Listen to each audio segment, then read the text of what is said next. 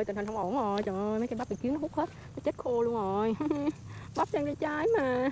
Hai cây, cây đây keo to nè, bắp chắc chắn tôi thì bự đó. Cây đó cũng ngang ngang cái cây này hả, trái bắp cũng to nè. Rồi, đi rồi, to rồi.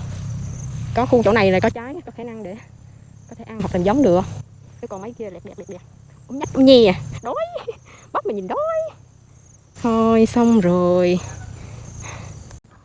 Đây nè, con nè. Kiến mà nó. Nó đu gì thôi chứ còn gì nữa. Dưới góc có một ổ luôn nè. Đấy. Ổ luôn. Nó đang bò qua đây. Rồi tôi nghi quá.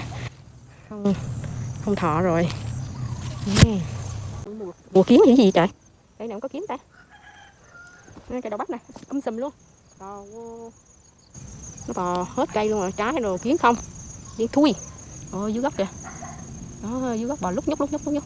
À, căng ha. Bộ mùa này chắc